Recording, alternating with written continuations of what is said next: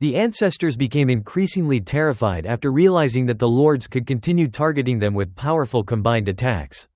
The most frightened were the physically weaker Myriad Touch Dragon Mother, Star Luo Ancestor, and Dream Weaver, whose bodies were only slightly stronger than those of the two ancestors who had already died. Mogus was undying and unyielding, while the Silent Extinction Ancestor was one of the 9 emperors. Among the 8 lords, the Golden Lord and Lord Naijiu had relatively weaker spiritual wills. Since Mogus had already been defeated twice, he decided to target the weaker lords.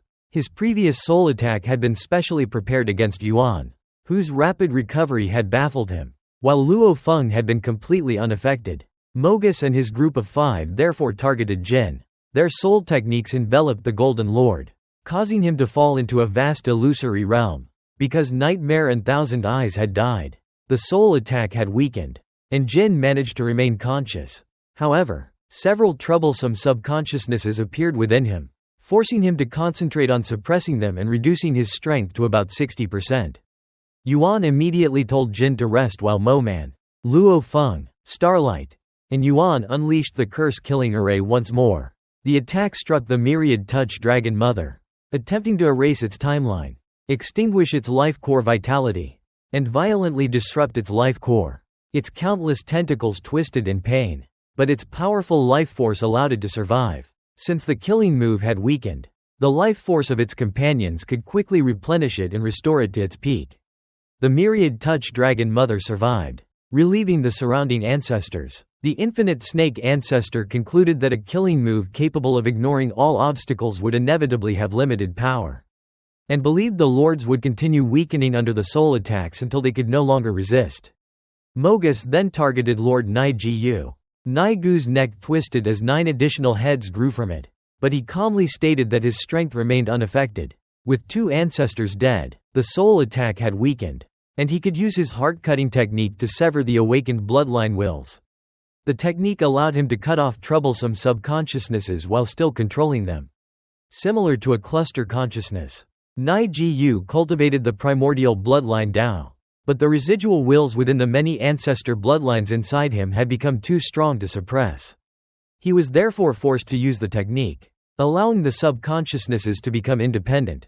Although his current combat strength remained unchanged, his cultivation foundation had shifted from relying on a single main consciousness to following the path of the heart-cutting technique.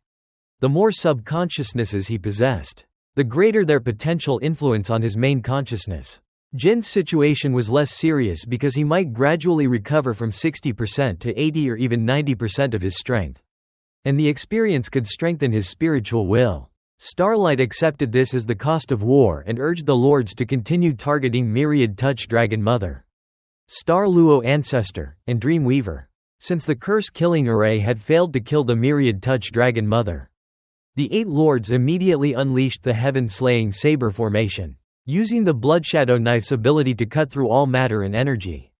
They combined their strength, while Luo Feng burned his main battle avatar and consumed 30% of his energy reserve. The 8 lords and the Bloodshadow Knife transformed into an incomparably dazzling blade light. The moment it appeared, all the ancestors instinctively realized that it could not be stopped. The blade light silently cleaved through layers of the highest level defensive barriers and broke through the ancestors' powerful formations. Mogus and the others launched another soul attack against Nightmare, but her Golden Thunder form spiritual will easily destroyed the subconsciousness that appeared within her.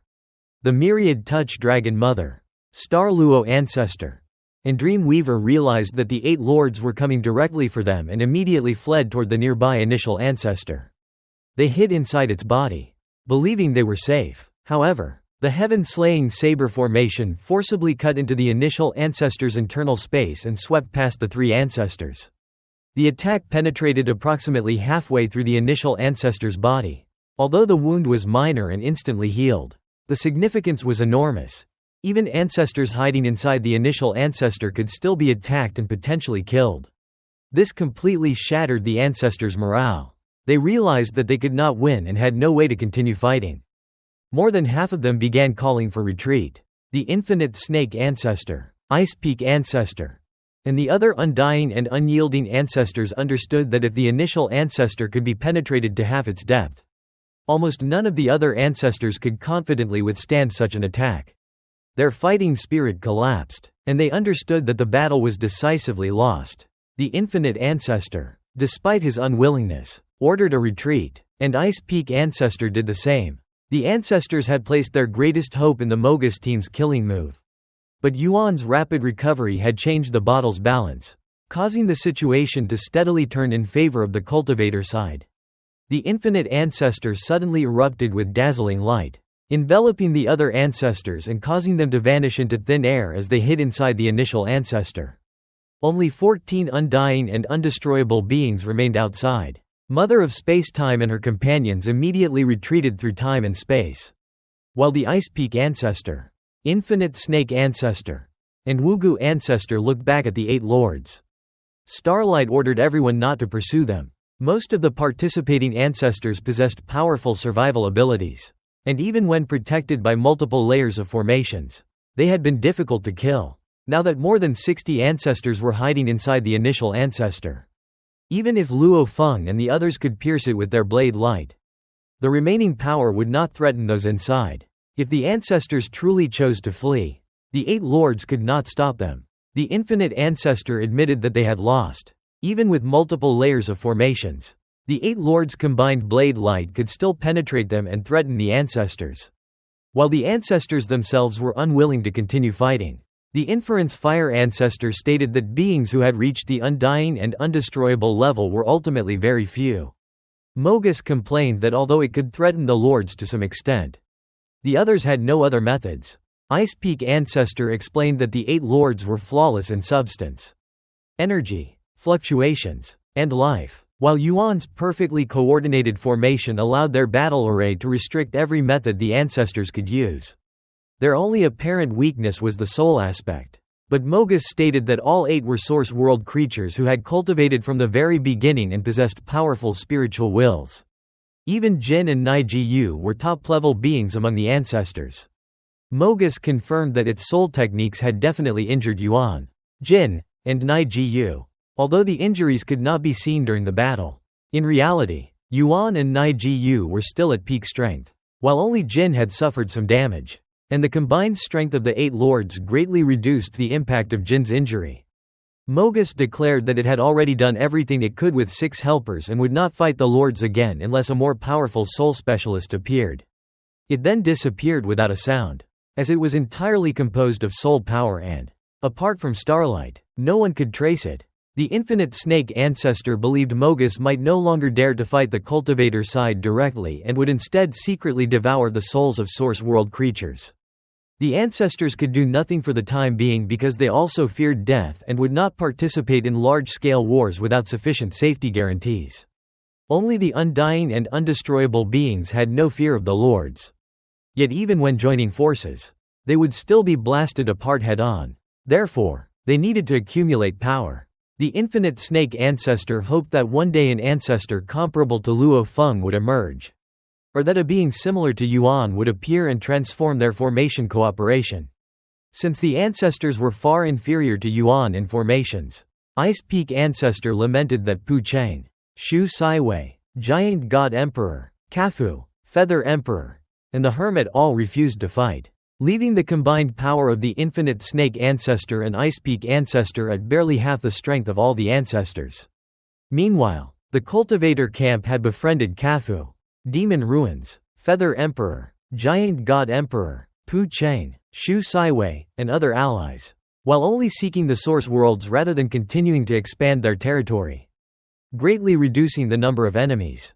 In the endless primordial space, ancestors who had not participated in the battle remotely observed the outcome. Kafu mocked the Infinite Snake Ancestor, saying that even after joining forces with the Ice Peak Ancestor, it still could not suppress Luo Feng and the other lords. Despite the 8 lords having openly promised not to expand, Feather Emperor and Demon Ruins agreed that although the cultivator side had gained a decisive advantage, the Infinite Snake Ancestor and its allies would never acknowledge the cultivator side's rule and would counterattack whenever an opportunity arose. However, these ancient beings had lived for endless ages and possessed enough patience. The failure of this era did not mean permanent defeat, as a powerful ancestor might emerge in the future. or the infinite snake ancestor, ice peak ancestor, or Sha Zhou might break through. The Hermit and Feather Emperor concluded that large-scale battles would become rare. Ordinary ancestors would no longer easily participate in wars, and the order of the endless primordial space had changed from that day onward. In the Southern River Territory, Luo Feng and the other 7 lords were delighted. Starlight stated that although they had paid a price in the Great War, they had completely shattered the ancestors' morale and could now lead all the source worlds without obstruction. Wulin was excited that the day they had waited for had finally arrived. Luo Feng, Yuan, Moman, and the other lords were also exhilarated because the source world creatures would no longer merely be treated as food. Their next task was to divide their thoughts. Descend a wisp of thought into each source world. Guide the development and evolution of the worlds. Completely eliminate the remaining power of the innate primordial life. And leave behind legacies to guide the source world creatures in cultivation. Starlight asked Yuan to preside over a simple division of the territory. Yuan said that after working hard for endless eras, he finally wanted to rest a little. So he would divide the newly conquered territory into 10 portions. Take only one portion, and stop there. Naijiu did not want any territory because he needed to focus completely on the primordial bloodline path after being affected by the soul technique and beginning the heart-cutting technique path. Starlight agreed that Naijiu should concentrate on cultivation. Ming Huang, Jin, Wulin, and Moman each wanted one portion. Since the cultivator territory and Southern River territory already contained enormous accumulated territories, the newly conquered territory was even more vast and placed a heavy burden on the lords. After Naijiu refused a portion and 5 lords each took one, the remaining territory had to be divided between Luo Feng and Starlight.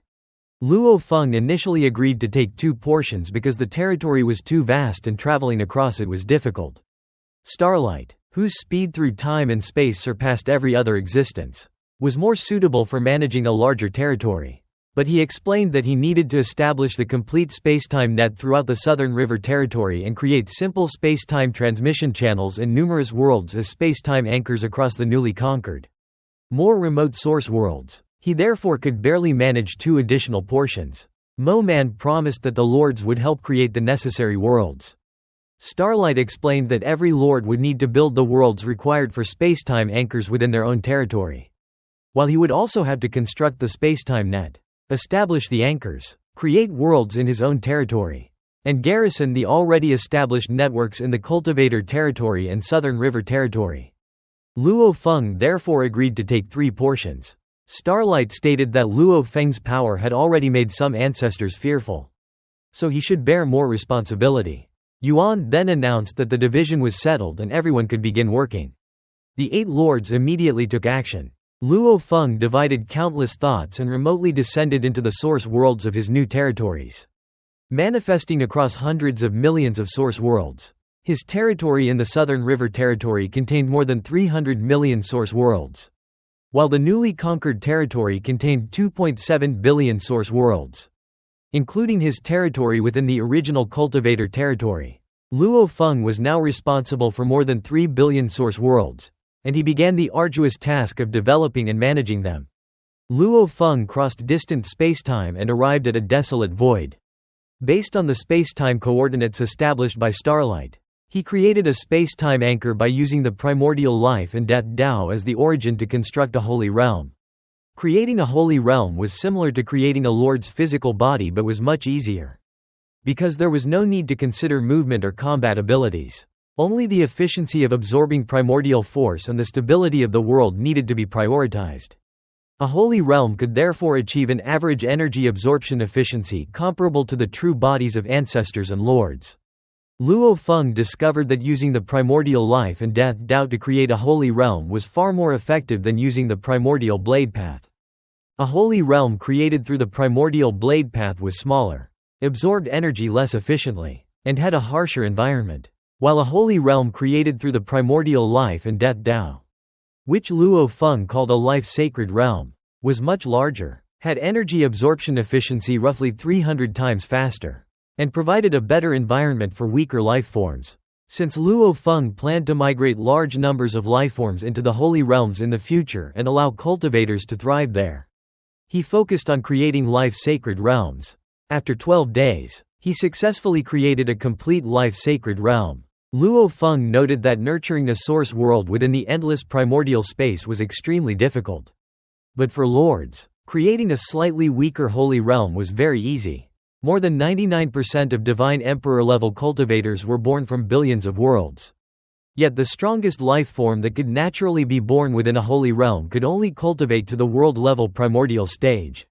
And no lord had ever emerged from one. Luo Feng looked forward to the possibility that a lord might one day emerge from the cultivators of billions of worlds. But then Starlight suddenly summoned him to the council hall. Luo Feng's main combat avatar continued creating life-sacred realms as space-time anchor points, while another avatar traveled to the council hall of the land of origin.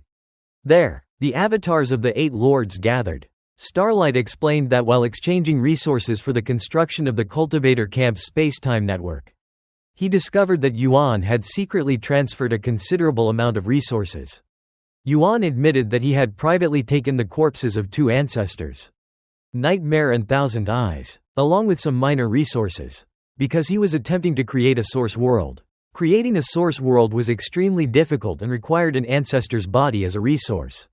The corpses of Nightmare and Thousand Eyes were the most complete among the 8 ancestor corpses obtained in the recent war and were therefore more suitable. Although even they might not guarantee success. And Yuan might still need more ancestor corpses. The other lords were speechless. But Yuan said his contributions should be enough to compensate for the resources he had taken.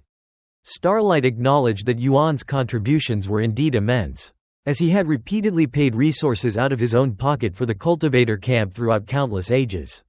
During the recent war, he had also contributed substantial resources and used his connections to recruit Shu Saiwei and others during negotiations with the Ice Peak camp. Therefore, everyone recognized that Yuan's contributions far exceeded the value of the few ancestor corpses.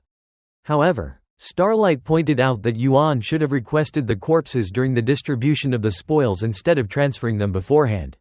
Because of this, Starlight believed Yuan was no longer suitable to safeguard the camp's resources and that the cultivator camp's entire treasury should no longer be stored in the land of origin under Yuan's control. Yuan agreed and admitted that if he continued holding the camp's resources, he might be unable to control himself. This made Luo Feng and the other lords uneasy. And Wulin worriedly asked whether Yuan was alright. Yuan said he felt quite good. But Luo Feng sensed that the situation was not ideal. Since only Yuan, Luo Feng, and Starlight possessed mysterious lands, Starlight asked whether the camp's resources should be stored with Luo Feng or in his time star. Luo Feng suggested keeping them with Starlight because it would be convenient to access them. And the other lords agreed because Starlight had managed matters for countless ages and possessed everyone's trust. Nai Jiyu then asked Yuan to leave him some flesh from the 2 ancestor corpses so that he could refine their bloodlines. Yuan readily agreed to take some leftover materials from the 2 corpses and place them into the camp's resources for everyone to exchange. The spoils of war were then distributed. But the 7 lords remained worried about Yuan, who had dedicated endless years to successfully commanding all the source worlds. As time passed, they gradually became more aware of Yuan's condition. Yuan remained awake and devoted to the entire cultivator camp, but in other aspects he had become somewhat unconventional and acted without many taboos. This was still far better than what the 7 lords had initially feared. 3,000 million eras passed after the battle. During this period, several daring world-level primordial lifeforms attempted to devour the origins of source worlds. But the 8 lords responded with devastating attacks and exterminated them regardless of where they tried to hide. The ancestors remained patient, since several tens of thousands of eras were only a brief period to them. And none of the ancestors who were not undying and undying dared to devour source worlds. The 3 emperors of Wind and Thunder Sea deliberately provoked the cultivator camp by devouring several source worlds. So the 8 lords severely punished them by destroying half of their territory and taking half of their kin as servants. The 3 emperors were furious but refrained from further provocation after considering the remaining members of their race. The cultivator camp's governance over all the source worlds gradually became stable. Luo Feng sat alone in his mysterious land, the galaxy territory, and looked across the vast space and countless source worlds. After a long period of development, more than 3 billion source worlds within his territory had entered a normal trajectory. According to the agreement among the lords, After eliminating the remaining forces of innate primordial life and leaving behind basic inheritances, the lifeforms within these source worlds were allowed to evolve naturally without interference. During the 3,000 million eras, Luo Feng's third Tao, the path of matter, had only reached the ultimate realm of God Cain. He had not even begun cultivation at the Divine Emperor stage, let alone overcome the billionfold difficulty of advancing from half-primordial to primordial. Luo Feng believed that at this rate, he might remain stuck forever at the half-primordial material path, so he shifted most of his effort toward cultivating blade techniques. Although progress was still slow, his strength could at least continue improving.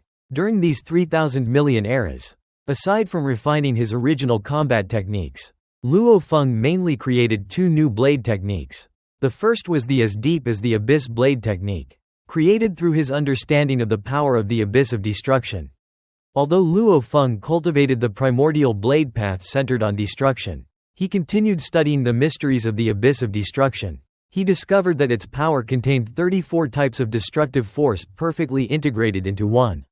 By studying how different forces could be combined, Luo Feng used the primordial blade path and the primordial life and death Tao while borrowing the undying power, shadow power, and abyss of destruction power from his mysterious land to experiment with their coordination. This led to the creation of the as deep as the abyss blade technique. As his research deepened, his coordination of the five forces became increasingly refined, and the technique's power gradually increased. His second blade technique was the blood shadow blade technique, created by taking advantage of the blood shadow knife's characteristic of slicing through all matter and energy, making it the blade technique most compatible with the weapon. Luo Feng preferred cultivating these two blade techniques over continuing to focus on the path of matter.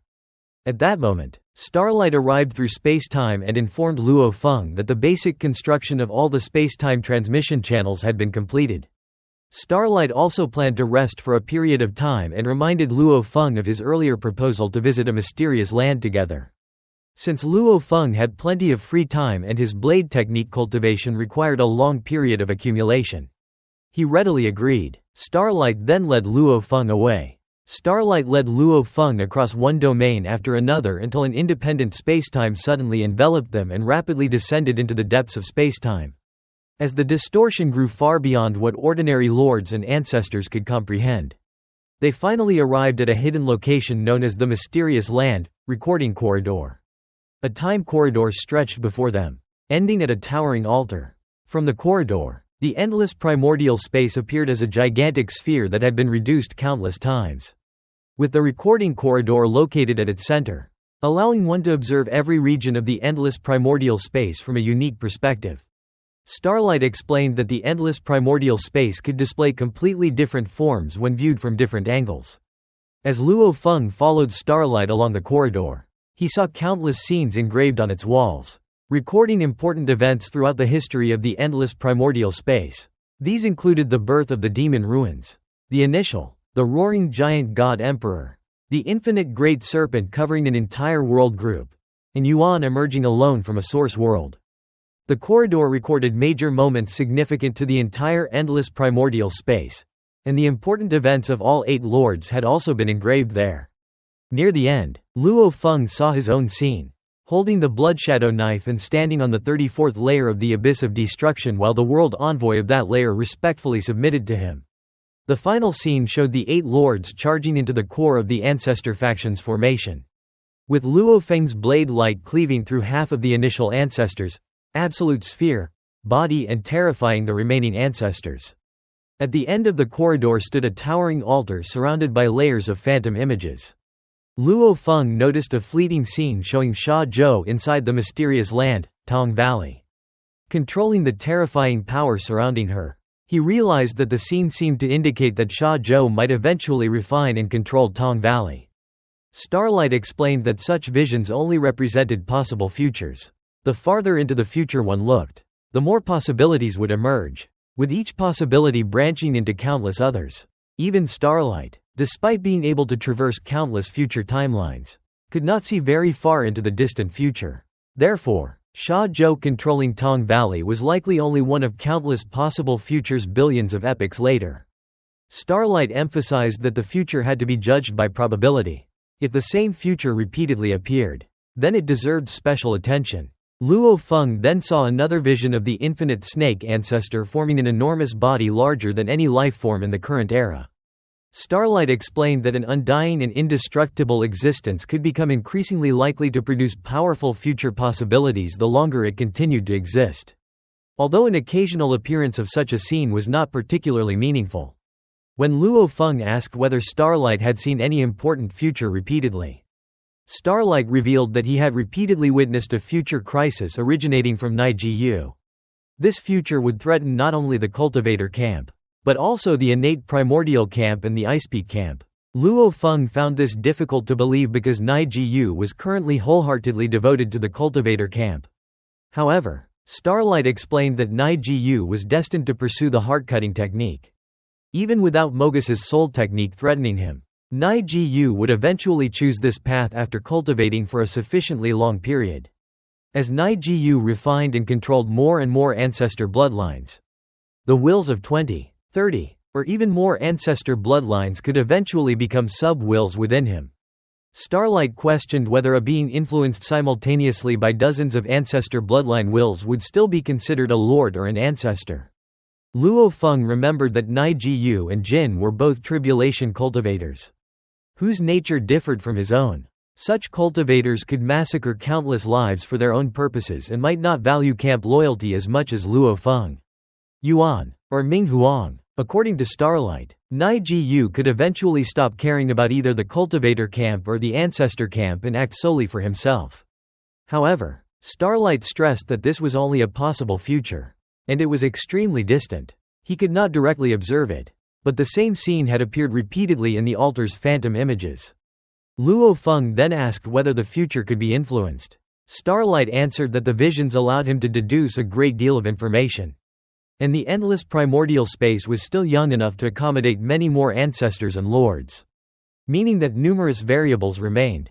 Starlight explained that although Tong Valley currently seemed extremely difficult to refine, Sha Zhou might eventually gain control over it. He also revealed that the origin of the mysterious land, fire prison wall, had still not been discovered. But one future vision showed the infinite ancestor utilizing part of the fire prison wall's power. The lords of the cultivator camp could also become even more powerful in the future.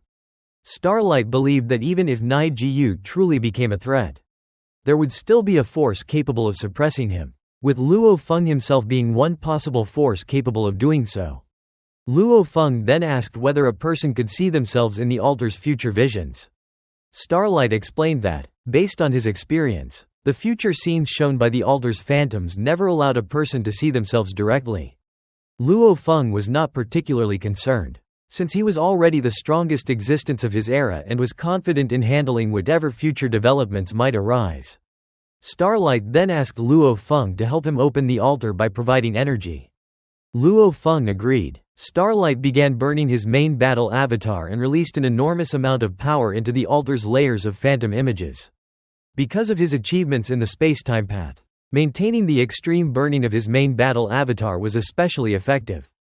After consuming energy equivalent to burning hundreds of main battle avatars, Starlight finally succeeded in opening the altar. When the layers of phantom images separated, Luo Feng saw a book floating at the altar's center. Starlight immediately split off an avatar and sent it into the altar's core before the altar closed again and became enveloped in phantom images. Starlight explained that his avatar had entered the altar's core and could remain there for a long time. The book was the manifestation of the origin of the mysterious land known as the recording corridor.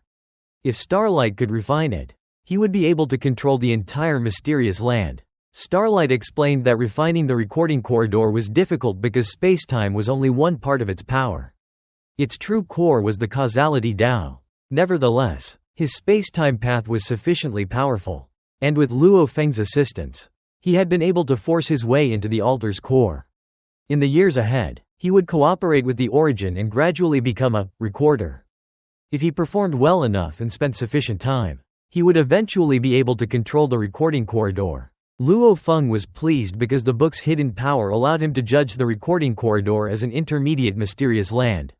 If Starlight successfully refined it, his strength would increase, which would benefit the entire cultivator camp. Luo Feng also asked whether Starlight had seen his own future. Starlight replied that he had, and that in the endless primordial space, Luo Feng's blade was the strongest. Since time, space, and causality were not Luo Feng's strongest areas, he stayed in the recording corridor for some time, observing various possible futures involving Nai Ji Yu, Yuan, and Ming Huang, before eventually leaving. Inside the altar's core, Starlight sat cross-legged with a pen in one hand and a book in the other, recording the future scenes he observed. Looking outward through the altar's phantom images, he suddenly saw a majestic and dim hall whose aura was powerful enough to make the entire endless primordial space tremble. A main seat stood at the center of the hall, with 108 seats arranged below it. Luo Feng sat upon the main seat, while figures including the demon ruins, Jin, Kafu, the infinite ancestor, and even Sha Zhou occupied the seats beneath him. Starlight recognized this as the greatest camp of the future. He had seen this scene of Luo Feng many times before, so he lowered his head and continued recording. The lords generally lived peaceful lives, as terrifying conflicts such as the war between the two major camps or the war between the ancestor faction and the 8 lords were extremely rare. Most of the time, lords like Luo Feng focused on cultivation, exploring mysterious lands, governing their territories, spending time with their families, and teaching their disciples. In a remote source world under Luo Feng's territory, one of Luo Feng's avatars was acting as a blacksmith. By refining materials and transforming decayed substances into powerful divine weapons, he was also cultivating and comprehending the path of matter. However, at that moment, his expression suddenly changed as he sensed something outside the source world. An incomparably enormous serpentine creature had arrived. Its body was so long that it was comparable to the entire source world. As soon as it appeared, it began forcibly devouring the origin of the source world. Luo Feng immediately recognized it as the infinite great serpent and angrily ordered it to stop.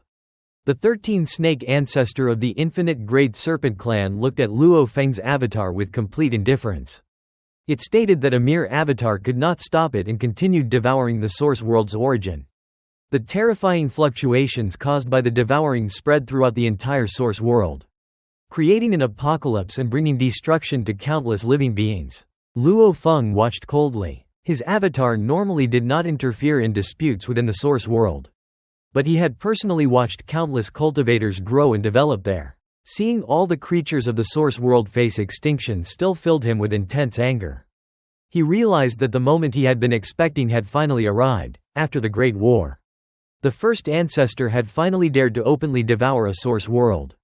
The cultivator camp directly controlled 3,600 world groups and another 1,600 world groups in the Southern River Territory, covering more than 5,200 world groups in total. These territories were protected by the space-time net and were relatively secure. However, the wider territories were occupied by forces from other camps, and the cultivator camp only truly controlled their source worlds. Although basic space-time teleportation channels had been established and patrols, high-level primordial life forms, and world-level primordial life avatars had been assigned to provide assistance, the defensive forces remained too weak. The reason was that the cultivator camp possessed very few high-level and world-level primordial life forms. Luo Feng recognized the attacker as the 13-snake ancestor, one of the more than 200 ancestors existing in the endless primordial space. The 13-snake ancestor did not even bother arguing with Luo Feng. It swept over with an invisible force and directly extinguished Luo Feng's avatar before continuing to devour the source world's origin. The infinite snake ancestor had always desired to devour a source world. However, because it had been threatened by the 8 lords, the ancestors generally did not dare to do so. Apart from the 3 emperors of Wind and Thunder Sea, no ancestor had dared to devour a source world after the war. The infinite snake ancestor had endured for a very long time, but it had finally decided that it would no longer restrain itself. Its plan was to devour a source world and then hide for a long period inside the mysterious land called Infinite World. News of the 13-snake ancestor devouring the source world quickly spread throughout the various forces. Many beings were shocked by its audacity and regarded it as the first non-undying ancestor to dare to devour a source world after the Great War. Everyone began waiting to see how the cultivator camp would respond. In the council hall of the Land of Origin, the 8 lords gathered to discuss the matter. Yuan pointed out that 1,200,000,000 epochs had passed since the Great War and that he had always known the ancestors would eventually be unable to endure forever. Luo Feng's killing intent was especially intense because the source world being devoured was located within his own territory. He declared that the 13th snake ancestor had to die, both because it had destroyed his source world and because killing it would serve as a warning to all the other ancestors. Starlight explained that the infinite snake ancestor was extremely cautious. After devouring the source world, it would probably return to infinite world within approximately a day. This immediately created a major problem. Infinite world was an intermediate mysterious land, and the infinite snake ancestor's strength would increase greatly inside it. In the external world, it could only display part of its power. But within infinite world, the mysterious land would provide it with extremely powerful assistance. This support was far greater than what ordinary mysterious lands such as Galaxy Territory, Land of Origin, or Time Star could provide. Mo Man further pointed out that the 13th snake ancestor had clearly prepared for the situation in advance. It could hide in infinite world for a period of time, then emerge again to devour another source world before returning to safety. Through infinite world, the infinite Great Serpent clan could appear close to almost any source world. Since the main battle avatars of the Eight Lords required a long time to travel to distant locations, it would be extremely difficult to predict and intercept the infinite snake ancestor. Starlight explained that even though he could peer into the future, there were too many possible locations and developments, making it impossible to determine where the infinite snake ancestor would appear next. Therefore, the only reliable way to kill it was to launch an attack directly into infinite world. However, infinite world was not an ordinary mysterious land. Wulin was concerned that entering it to attack the infinite snake ancestor would be extremely dangerous. Jin also warned that the moment the Eight Lords openly acted, the ancestors would be able to sense the situation. They might then gather a large number of ancestors to reinforce and guard infinite world, making it nearly impossible to break through its defenses. Starlight emphasized that the planned operation could not be treated as a normal attack. It had to be an assassination, and the entire operation had to remain absolutely secret. If the infinite snake ancestor were given enough time to summon a large group of ancestors, with dozens of powerful ancestors stationed inside infinite world, even the Eight Lords would be unable to shake the defenses. Nevertheless, the ancestors were not united. Each ancestor normally possessed its own stronghold and belonged to different factions. Without a major emergency, it was impossible for the other ancestors to permanently station their true bodies inside infinite world to protect the infinite snake ancestor.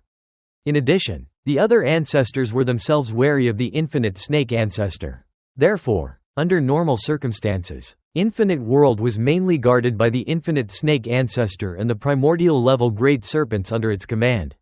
This division and lack of complete unity among the ancestors created the opportunity for the Eight Lords to secretly launch an assassination operation against the infinite snake ancestor inside infinite world.